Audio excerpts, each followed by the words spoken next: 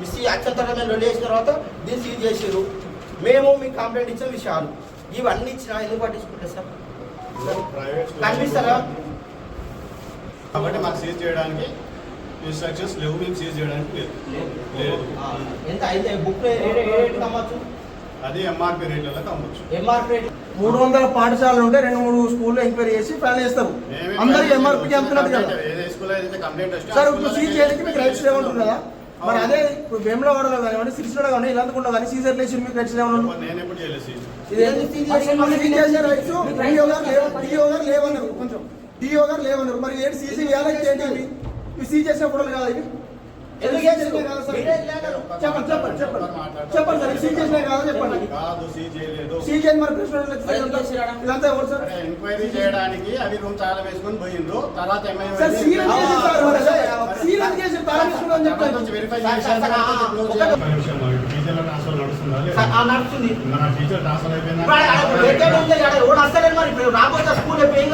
ఇంకా గీతల చెట్లకే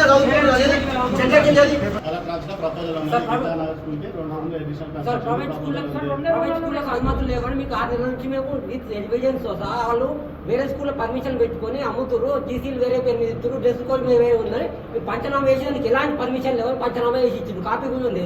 దాని మీద ఏం చర్యలు తీసుకున్నారు మీరు? ఇబ్బంది అవుతుంది కాబట్టి మేము ఒక విషయం సార్, స్కూల్ స్టార్ట్ కాకముందు చెప్పిన పిల్లలకి ఇబ్బంది కావద్దని మేము ముందే చేద్దాం. స్కూల్ పిల్లలకు ఇబ్బంది కావద్దని స్కూల్ స్టార్ట్ కాకముందుకే మేము 1 year నుంచి చెప్తున్నాం. మీరు ఎందుకు దాన్ని యాక్షన్ తీసుకోలేదు? ఫైర్ అండ్ సేఫ్టీ వచ్చింది సీజ్ చేస్తున్నాం. ఎందుకు చేసుకొని తెలుసు.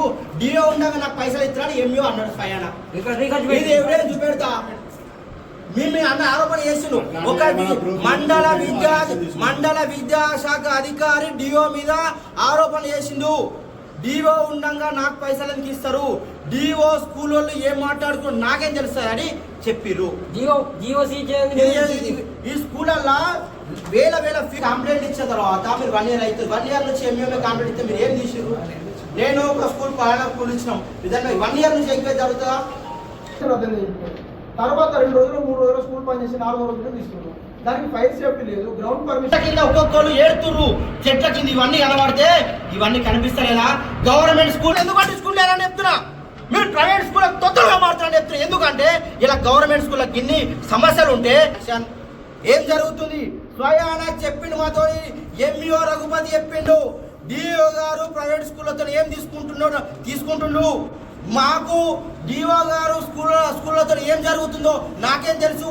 డిఓ ఉండగా నాకెందుకు పైసలు ఇస్తారని స్వయాన ఎంఈఓ దూస రఘుపతి గారే అన్నారు. విత్ ఎవిడెన్స్ అని మాట్లాడుతున్న విషయాలు ఇదేమన్నా ఉంటే నేను క్రిమినల్ కేసులకైనా ఏ కేసు పెట్టినా నేను కోర్టులో నేను రెడీగా ఉన్నా. చెట్లకి చదువుకుంటున్న దృష్టి ఏదైతుందో ఈ సమస్యలు తీర్చకుంటే మేము తప్పకుండా ఉద్యమం చేస్తాం.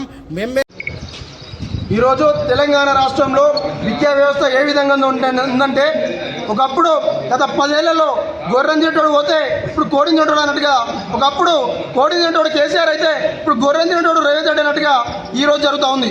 ఒకప్పుడు ఉన్నటువంటి విద్యార్థుల సమస్యలు చిన్నవి అనుకుంటే ఇప్పుడు అంతకన్నా దారుణంగా ఈ కాంగ్రెస్ ప్రభుత్వం రేవంత్ రెడ్డి ప్రభుత్వంలో ఇంతవరకు ప్రభుత్వ పాఠశాలలో మౌలిక వసతులు లేవు.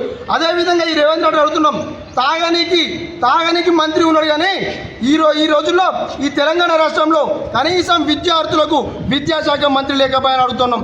నువ్వు వచ్చి 6-7 నెలలు అవుతుంది ప్రభుత్వం వచ్చి, విద్యా సంస్థలు ప్రారంభమై 1 నెల రోజులు అవుతుంది, ఇంతవరకు విద్యాశాఖ మంత్రి లేడు. విద్యాశాఖ మంత్రి లేకపోవడం వల్ల ఈరోజు అడుగుతా ఉన్నాం, ఏ విధంగా విద్యా వ్యవస్థ నడుపుతుందని అడుగుతున్నాం. ఇదే విధంగా చూసుకున్నట్లయితే రాష్ట్ర వ్యాప్తంగా ప్రభుత్వ పాఠశాలలో మౌలిక వసతులు కల్పించాలి. అదేవిధంగా కార్పొరేట్ ప్రైవేటు స్కూళ్ళలో దోపిడీని అరికట్టాలి.